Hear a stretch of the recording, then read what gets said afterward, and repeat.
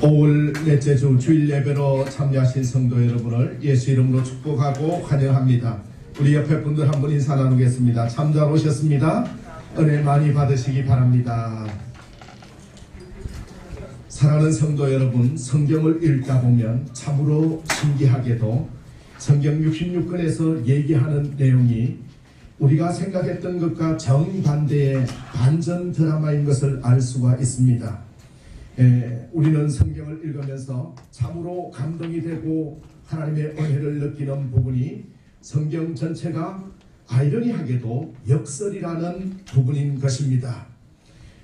여러분, 가난한 자가 부요하다라는 것이 성경의 진리고 메시지인 것입니다. 약한 것이 강하다가 성경의 진리고 메시지인 것입니다. 지는 것이 이긴다라는 것이 성경의 진리고 메시지인 것이지요. 우리가 이 세상을 살다 보면 어떻게 가난한 것이 부요하다고 말씀할 수 있습니까? 라고 반문할 수 있는 것이지만은 주님의 말씀은 역설이고 반전 드라마인 것을 볼 수가 있는 것입니다. 네, 사랑하는 성도 여러분, 우리 상식으로 잘 이해되지 않는 역설이 주님의 선포인 경우를 만나게 되는 것입니다. 오늘 본문은 내가 약할 그때가 가장 강함이니라 라고 바울의 고백처럼 연약하지만은 강하기 위한 조건들을 제시하고 있음을 알 수가 있는 것입니다. 얼마나 큰 은혜가 되는지 모릅니다. 여러분, 약하시나요?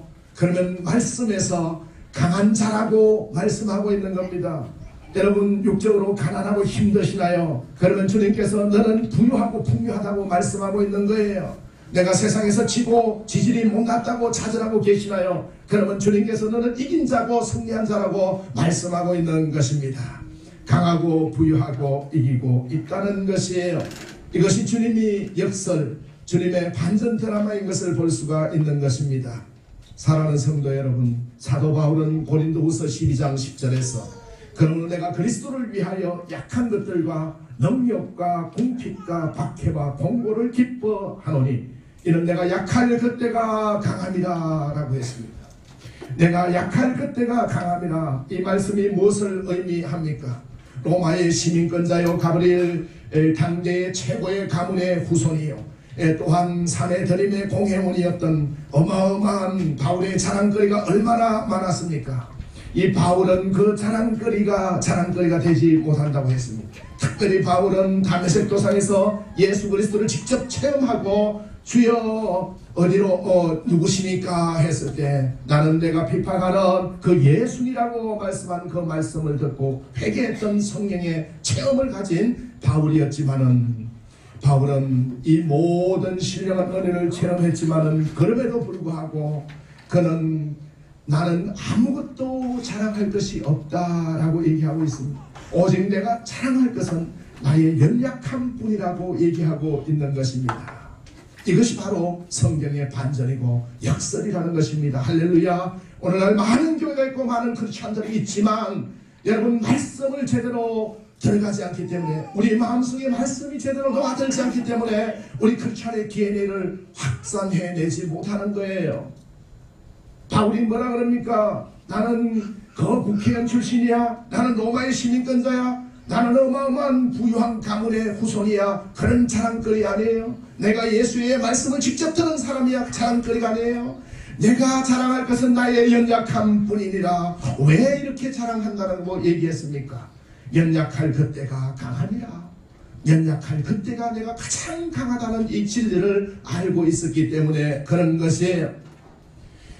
바울이 왜 이렇게 특별한 사람으로 오해할까 싶어서 자랑하지 않은 거예요. 두 가지 때문에 자랑하지 않았는데, 사도 바울을 특별한 사람으로 오해할까봐, 예수 그리스도를 보는 것이 아니라 바울을 바라볼까봐 바울은 조심스럽게 자랑하지 않은 거예요.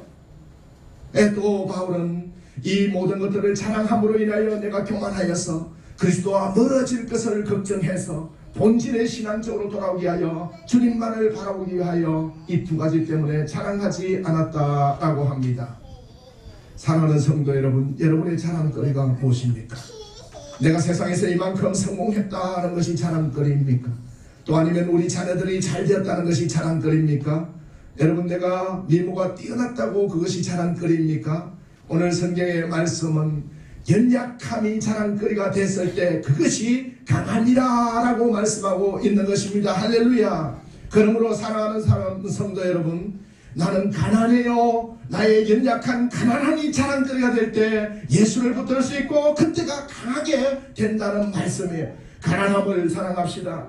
그리고 연약한 것이 자랑거리가 될 때 내가 병들고 육체가 약한 것을 자랑합시다.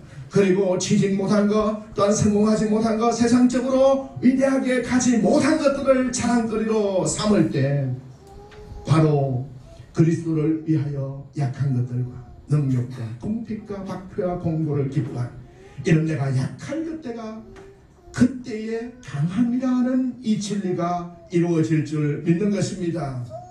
하나님은 바울의 몸에 가시를 두어서 교만치 않게 하셨습니다. 그는 주님께 그것을 제하여 주시기를, 하나님, 우리는 전설에 의하면 간질병이다 뭐다 해서 바울의 이 가시가 있었지요. 하나님, 이거 좀 낫게 해주면 내가 전도도 많이 하고 하나님 나가서 열심히 주의 사업을 할 건데 내가 설교하다가 쓰러지고 간질병에 이렇게 있으니까 낫게 해주세요. 3번이나 간구했지만은 주님의 응답은 무엇이었습니까? 내 은혜가 내게 족하니라. 사랑하는 성도 여러분, 하나님, 내가 좀 부유하게 살고 부자가 되면 하나님 전도 많이 하고 교회도 짓고 헌금도 많이 하겠어요. 그러나 오늘 주님이 뭐라고 얘기합니까? 내 은혜가 내게 족하니라. 할렐루야. 사랑하는 성도 여러분, 우리는 약한 데서 온전하여짐을 아셔야 하는 것입니다. 내 은혜가 내게 족하도다. 이는 내 능력이 약한 데서 온전하여짐이라. 우리의 능력이 강한 데서 나오는 것이 아니라 약한 데서 나온다는 거예요. 할렐루야. 그러므로 지구촌의 위대함을 만든 사람들은 다 지질이 가난한 집안의 출신들, 지질이 못난 어떤 연약함이 있었던 그 사람들이 위대함을 만들어 가는 걸 볼 수가 있는 거예요.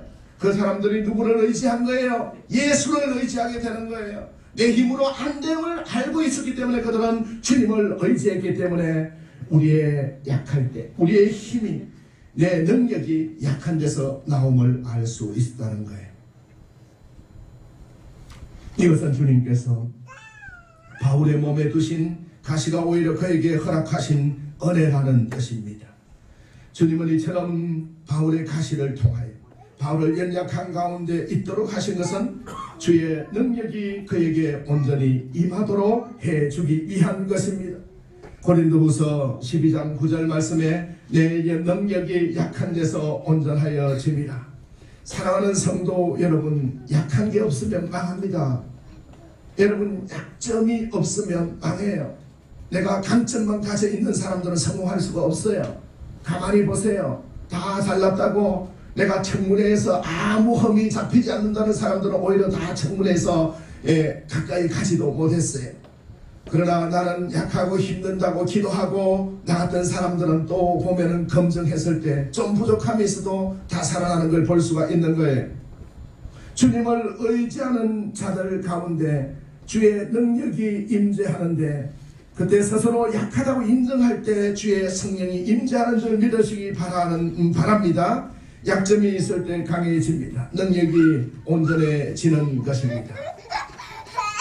내가 약할 그때에 강합니다. 바울은 약함을 통하여 강함에 이르는 길을 알고 있었습니다. 그 길은 바로 자신의 약함을 주님을 의지하는 기회로 삼는 것이었습니다.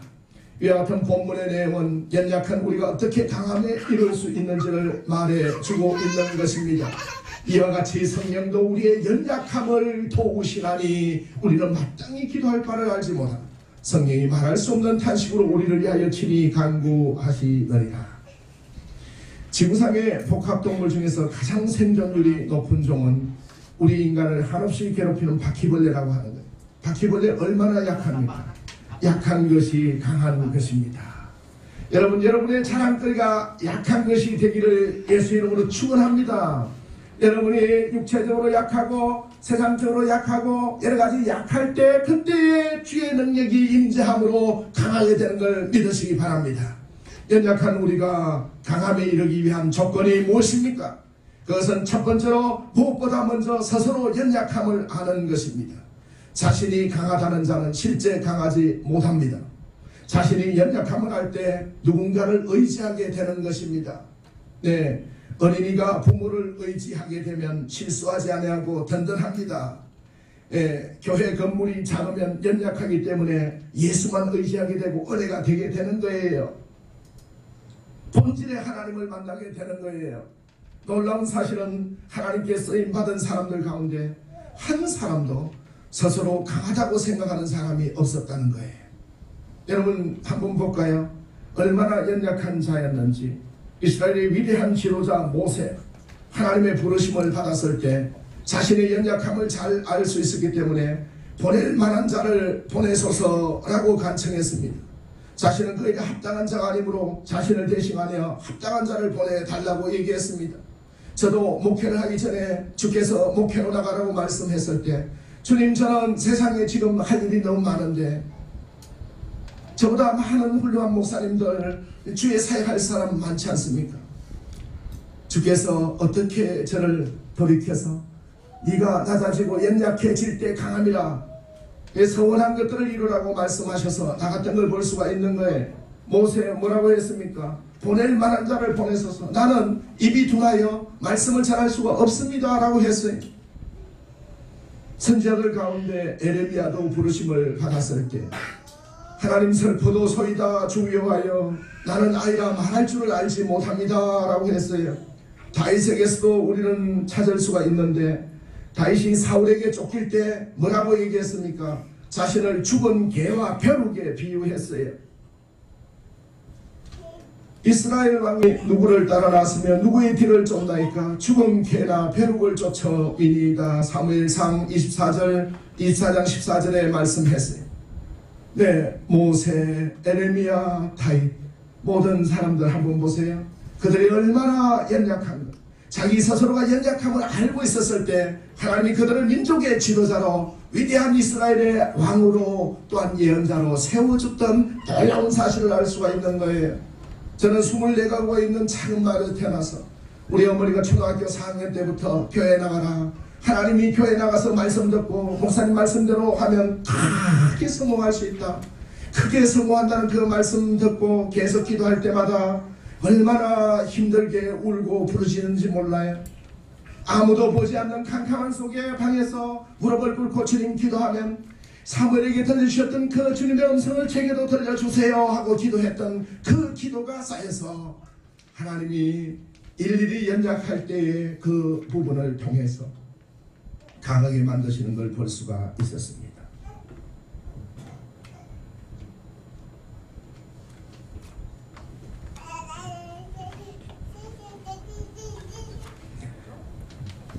연약한 자들이 그런데 어떻게 이렇게 강한 자들이 될 수 있을까요?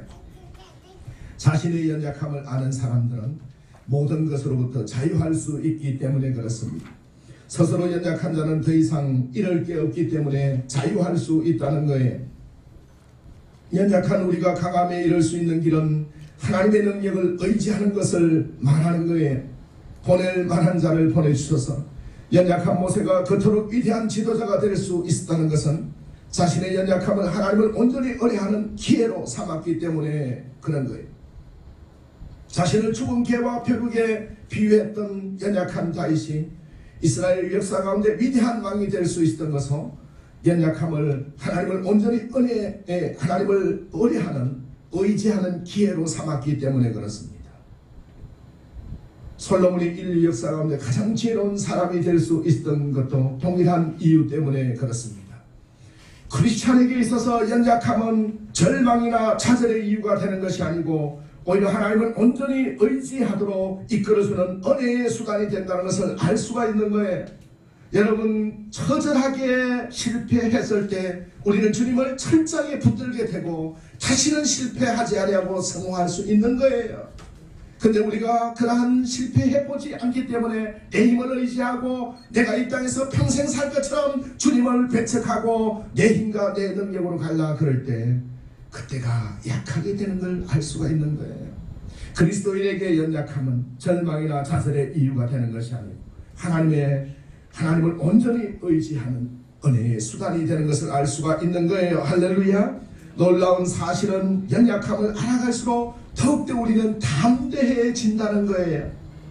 이럴 것이 없기 때문에 누구를 의지하거나 의식할 필요 없고 앞으로 뭔가 기대할지라도 그것은 하나님께서 은혜를 베풀어 주실 때 비로소 성취된다는 것을 알 수 있기 때문에 온전히 하나님만 의지할 수밖에 없기 때문에 강하게 된다라는 거예요. 프랑스의 철학자 중에서 파스칼, 아주 위대한 철학자죠. 인간이 살아가는 힘은 이렇게 이야기했어요. 인간이 살아가는 힘은 겉으로 보기에 연약해 보이는 모든 것이 힘이다 라고 했어요. 여러분, 우리가 강하게 보이는 것이 힘이 아니라 연약해 보이는 것이 힘이라는 거, 이것이 바로 성경의 반전이고 역설인 거예요. 연약해 보이는 것이 어떻게 힘이 될까? 그렇게 주장하는 근거가 뭐예요? 부족하고 능력이 없고 힘이 없고 무르고 약하다는 의미가 연약한 건데 이것이 어떻게 힘이 될까요? 연약한 것을 스스로 인정하고 알고 깨닫는 사람이 성령의 도움을 받기 위해 나갈 수 있는 거예요. 그 연약함을 채우기 위하여 다른 사람의 힘을 빌릴 줄 아는 지혜를 갖게 된다라는 거예요. 하나님의 성령은 강한 사람을 도와주는 것이 아니라 연약한 사람을 도와주신다는 겁니다. 하나님의 도움과 축복을 받기 원하는 사람을 성령께서 도와주시고 기도하게 하시고 능력을 베풀어 주시는데, 하나님은 연약한 사람을 도와서 강하게 하시고 적과 싸워서 승리하도록 도와주시고 질병을 고쳐주시는 것입니다. 내 힘으로 이 모든 걸 해결할 수 있다는 사람을 돕는 것이 아니라 주의 성령을 기대하고 기도하는 사람, 나는 연약하여서 갈 수 없으나 하나님이 임재하심으로 내가 승리할 수 있겠다고 선언하고 고백하는 사람에게 성령이 도우신다라고 했습니다. 이와 같이 성령도 우리의 연약함을 도우신다 했습니다. 마태복음 8장 말씀에 보면 예수께서 연약한 자의 병을 고쳐주시면서 성령께서 연약한 자를 도우주신다. 히브리 11장에 보면 믿음으로 연약함 중에서 강하게 되어 모든 적을 물리치게 된다. 성경 말씀 속에는 연약함이 불행이 아니고 행복이고 축복이라고 기록되어 있는 것입니다. 또 이 연약함을 아는 사람은 겸손해서 이웃과 협력하려고 하고 서로 도움을 주고받아서 서로 잘 되기를 원합니다. 그러므로 우리 연약함을 통해서 하나님의 능력이 나타날 수 있는 통로가 되는 축복을 경험하시기를 예수 이름으로 축원합니다. 여러분, 여러분의 연약한 것을 자랑하고 내가 연약하기 때문에 하나님이 도와주실 것을 기대하시기 바랍니다. 우리의 연약함이 결국은 축복이 되는 것입니다. 1517년에 한 신부에 의하여 로마 교황청 바티칸이 예수님과 동격이 될 수 없다 라는 공격을 받게 되고, 또 이 신부가 왜 바티칸 성당이 교황청이 예수와 동격이 되어야 되냐 해서 교황의 화려한 장식이나 면죄부가 종교나 문화나 형식이 구원이 아니다. 인간 스스로 연약함을 인정할 때 오직 성경으로 돌아갈 수 있고 믿음으로 돌아갈 수 있고 은혜로 돌아갈 수 있다 하여 하나님의 은혜로 구원받을 수 있는 이 95개 조항을 들어서 종교 개혁이 일어났습니다.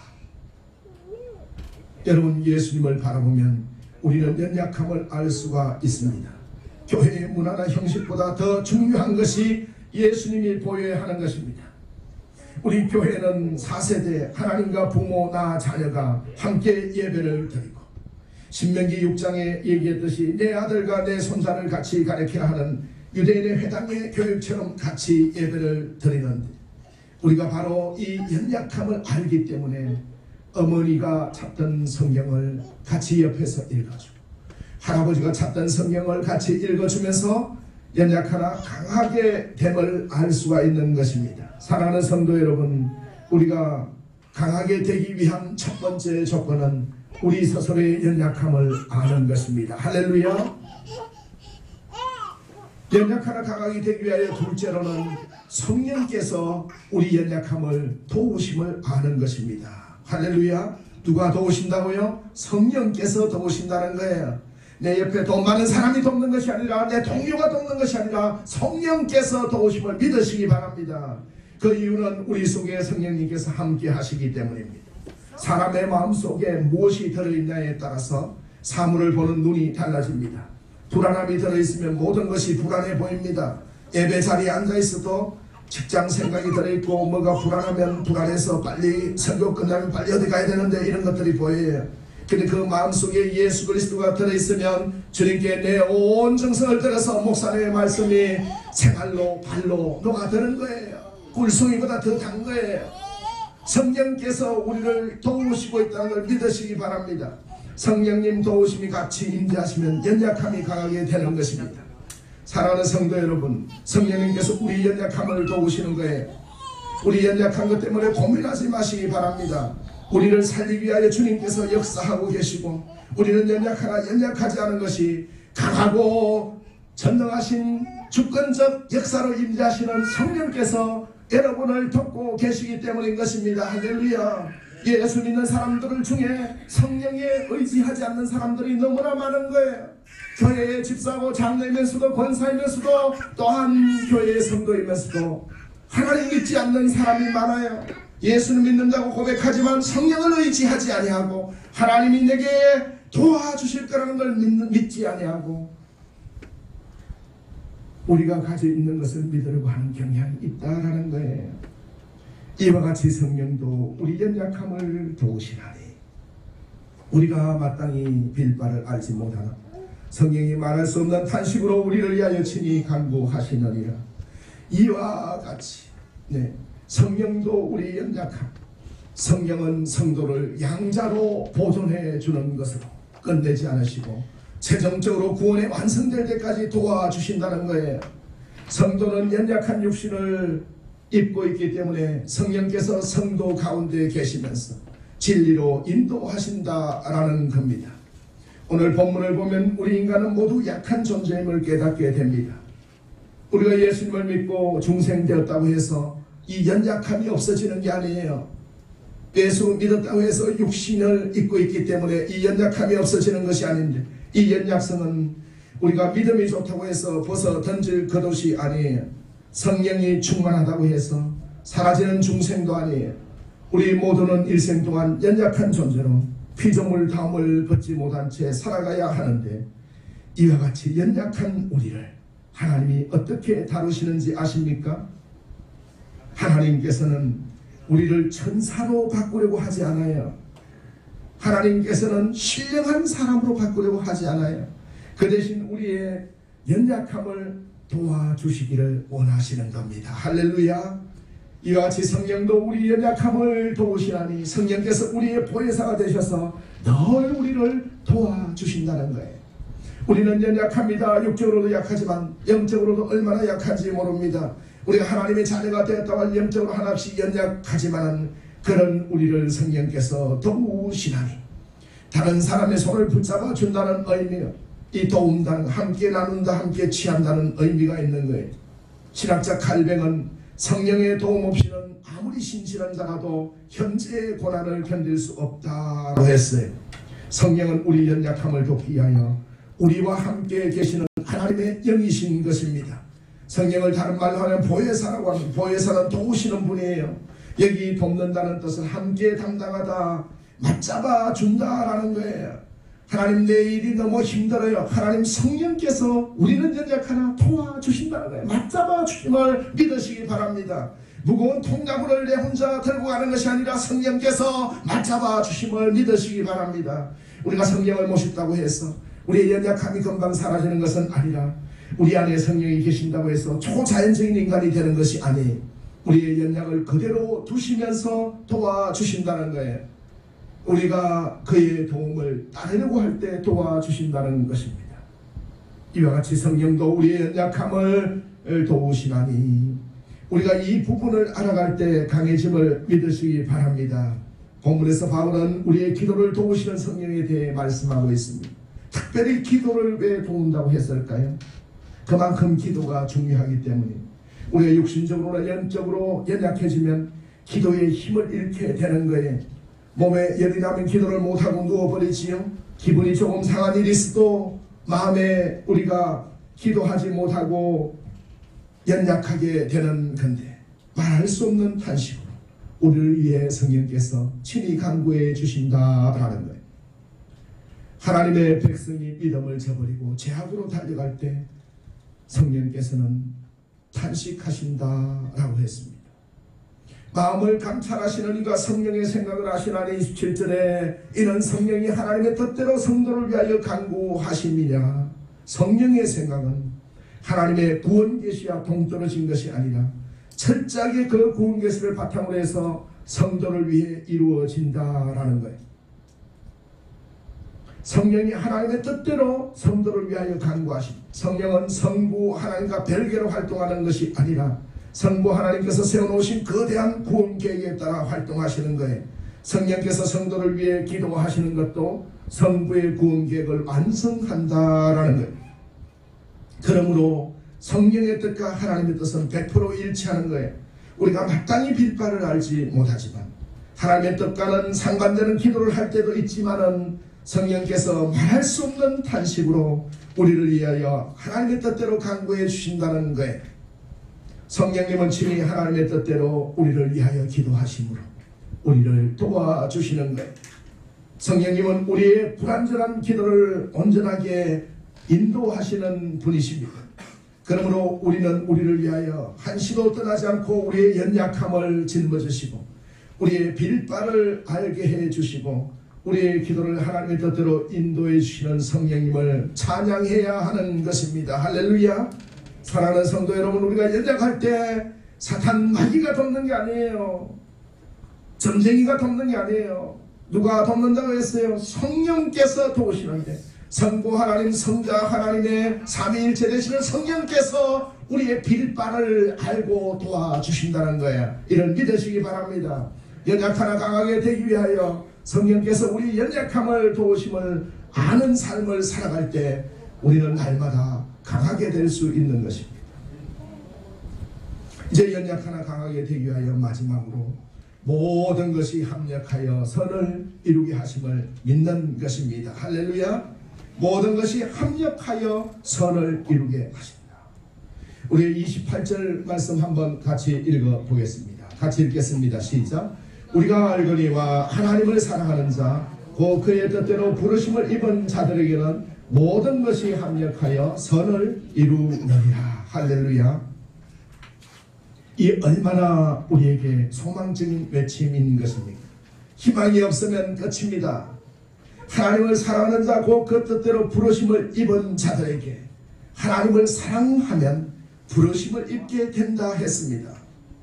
하나님을 사랑하는 자는 하나님께 부르심을 입은 자들이고 하나님께 부르심을 입은 자는 하나님을 사랑하는 자 모든 것이 합력하여 선을 이룬다. 판타세라르케이 에이스 아가돈 하나님의 주권하에 모든 것이 선을 목표로 해서 협조한다라는 뜻이에요. 모든 것이 합력하여 선을 이룬다. 하나님의 주권하에 선을 목표로 협조한다라는 것. 만물은 하나님의 섭리 안에 포함되어 있기 때문에 이 모든 것은 선을 목표로 하고 있고 따라서 성도를 위한 것입니다. 이렇게 연결된 이렇게 되는 원동력은 성령께서 하나님의 뜻대로 성도를 위하여 간구하심에 있는 것입니다. 크리스천의 결국은 하나님께서 인도해 주신다는 의미인 거예요. 모든 것이라고 했습니다. 이 세상 것뿐만 아니라 영원한 것들까지 다 포함해서 모든 것이 합력하여 선을 이룬다. 그 선이라는 것은 무엇입니까? 그 선은 하나님의 주권하에 선을 목표로 협력을 이룬다라는 거예요. 모든 것이 협력하여 선을 이룬다.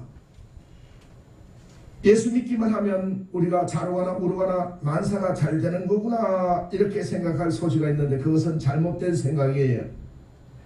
여기서 주 포인트는 누군가 모든 것이 협력하여 선을 이루도록 주관하시는 분이 계신다는 거예요. 그게 누구예요? 예수 그리스도고 하나님이시라는 거예요. 모든 것이 합력하여 선을 이루는 분이 하나님이라는 사실에 초점을 둬야 되는 거예요. 누구에게나 다 그런 것이 아니에요. 모든 것이 합력하여 선이 되는 것은 하나님을 사랑하는 자, 그 뜻대로 부르심을 입은 자들에게만 그렇다는 겁니다. 하나님이 우리를 얼마나 사랑하시는데 왜 하나님이 우리를 나쁜 길로 인도하겠느냐? 독생자 예수 그리스도를 아낌없이 우리에게 내어주신 하나님입니다. 하나님은 마치 우리 한 사람만 사랑하는 것처럼 우리 각자 모두를 사랑하는 거예요. 우리를 나쁜 길로 내버려 두지 않는 거예요. 선한 길로 인도하십니다.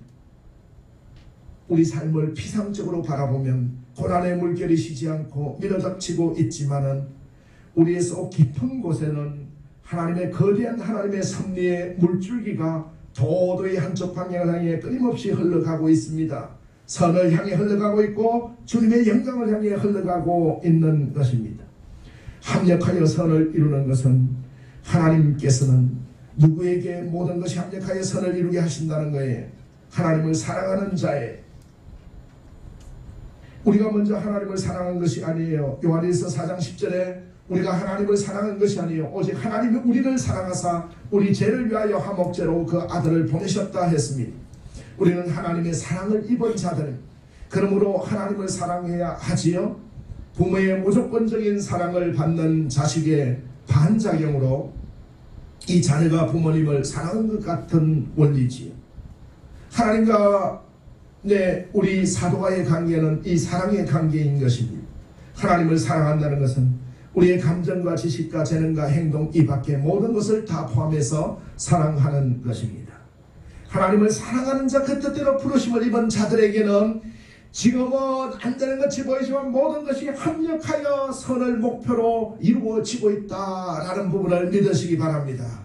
하나님을 사랑하는 자는 어떤 자입니까? 첫 번째, 믿음으로 사는 자예요. 믿음은 하나님께서 제일 기뻐하시는 거예요. 우리가 살아가는 데서 하나님이 나를 여기까지 인도하실 거라는 믿음은 하나님을 가장 기쁘시게 하는 무기인 거예요. 하나님을 사랑하는 것은 이것이니 그가 계신 것과 믿음이 없이는 기쁘시게 못하나니 하나님께 나아가는 자는 반드시 그가 계신 것과 또한 그가 자기를 찾는 자들에게 상 주시는 이심을 믿어야 할지니라. 히브리 11장 6절 말씀을 믿으시기 바랍니다. 사랑하는 성도 여러분, 믿음으로 사는 자는 상 주시는 주 예수 그리스도를 믿고 산다는 의미예요. 이 말씀이 이루어지기를 바랍니다. 하나님을 사랑하는 자는 두 번째 주의 말씀을 지키는 자다 그랬습니다. 하나님을 사랑하는 것은 우리가 그의 계명을 지키는 것이니 요한일서 5장 3절에 그의 계명을 무거운 것이 아니라고 했습니다. 내 짐은 쉽고 가벼우니라 했습니다. 하나님 말씀을 잘 듣고 순종하는 것, 이것이 하나님을 사랑하는 비결인 거예요. 성경은 우리에게 명령을 주시고 그 명령대로 살면 축복을 주신다는 하나님의 말씀이에요. 믿음이 있는 자는 하나님을 기쁘시게 할 수 있는 거예요. 하나님을 사랑하는 자가 아니라 하나님을 믿는 자, 믿는 자란 대신에 사랑하는 자로 바꾼 거예요. 믿음을 시험하기 위하여 시험할 수 있는 가장 큰 시험성은 사랑인 거기 때문에 그래요. 사랑이 있으면 기쁨으로 순종하고 기쁨으로 감사하고 기쁨으로 봉사할 수 있는 거예요. 합력하여 선으로 이루는 자는 그 뜻대로 부르심을 입은 자들이다. 하나님의 뜻대로 사는 자가 합력하여 선을 이루는 축복을 받게 된다는 거예요. 하나님은 자신의 뜻을 주장하며 자신의 마음과 계산법을 내세우는 사람과는 함께하지 않아요. 하나님의 뜻을 아는 자에게 함께 하신다. 성경은 수없이 많이 하나님의 뜻을 우리에게 말씀하셨습니다. 우리가 말하는 너희는 먼저 그의 나라와 그의 일을 구하라. 그리하면 네 모든 것을 너희에게 더하시라. 에베소서 5장 17절 20절에 그러므로 어리석은 자가 되지 말고 오직 주의 뜻이 무엇인지 이해하라. 그 뜻대로 입은 자들 거룩한 삶을 살아가야 한다는 거예요. 데살로니가전서 4장 7절 8절에 하나님이 우리를 부르시면 부정케 하심이 아니요 거룩하게 하심이니 그러므로 저버리는 자는 사람을 저버림이 아니요 너희에게 그의 성령을 주신 하나님을 저버리니라. 거룩한 삶, 성결된 삶, 덕과 본을 보이는 삶을 사는 것이 주님의 뜻을 이루어드리는 삶인 것이, 합력하여 선을 이루는 이 말씀의 뜻은 무엇입니까? 모든 것이 우리의 모든 삶이 모든 삶에 선을 이룬다라는 의미, 우리의 모든 삶이 궁극적으로 형통케 된다라는 말씀이, 합력하여 선을 이룬 말씀들이 성경 66권의 메시지입니다. 여러분, 말씀을 읽다 보면 파란만장한 삶을 아브라함이 살아가지, 그러나 합력하여 궁극적으로 형통케 돼서 아들 이삭을 얻게 되고 그 하나님의 가문을 이어가게 되지. 여러분, 요셉을 한번 봅시다. 그는 형들에게 벌거벗겨 애굽의 보디발 장군의 종으로 팔려갔지 않습니까? 그 집에서도 그 부인의 유혹을 거절한 죄로 누명을 쓰고 감옥에 갇혀 죽도록 매를 맞아요. 요셉의 고난이에요.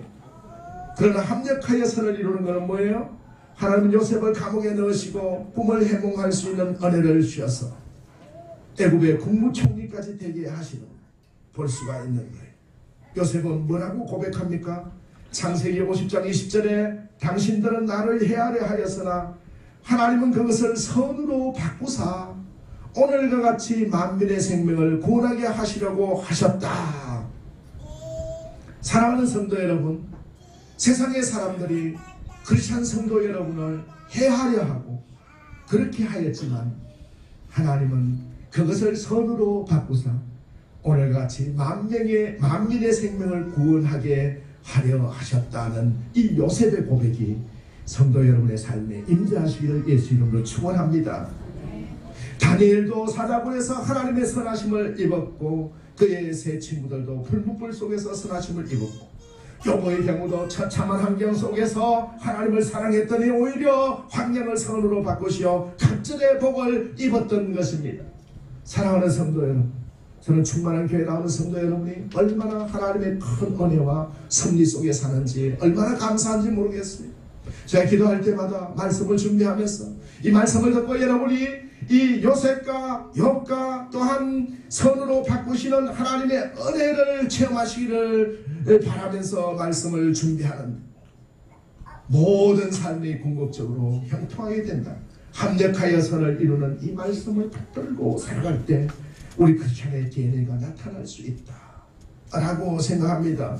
사랑하는 성도 여러분, 하나님을 사랑하십시오. 다니엘도 사자굴 속에서 선하심을 입었던 것처럼 하나님의 뜻대로 살아가다 보면 모든 것들이 합력하여 선으로 바꾸어 주실 것입니다. 위와 같은 축복이 여러분 삶 가운데 일어날 것을 믿으시기 바랍니다. 사랑하는 성도 여러분, 우리가 연약하지만 강하게 되기 위하여 우리 스스로 연약함이 자랑거리가 되시기 바랍니다. 내 아들이 지질이 못난 그것이 자랑거리가 되므로 기도할 제목을 얻으시기 바랍니다. 내가 이 세상에서 부족한 것이 많기 때문에 그것이 자랑거리가 되어서 하나님을 붙들고 기도거리가 되시기를 바랍니다.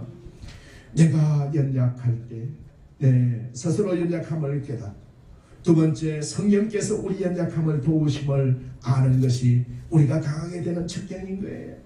세상 것들을 붙들지 마세요. 성령께 고백하고 하나님을 붙들어 주실 줄 믿고 강하고 담대하게 승리하시길 바랍니다. 궁극적으로 모든 것이 합력하여 선을 이룰 것을 믿으시기 바랍니다. 하나님께서는 믿는 자에게 결국은 반전 드라마 역사를 주심을 바라보시면서 지금 현재 환경을 바라보는 것이 아니라 합력하여 이루어 주실 하나님의 그 궁극적인 목표를 바라보며 날마다 연약하지만 성령의 도우심을 통하여 기도로, 말씀으로, 은혜로, 찬양으로, 예배자로 승리하시기를 예수 이름으로 축원합니다. 기도하겠습니다.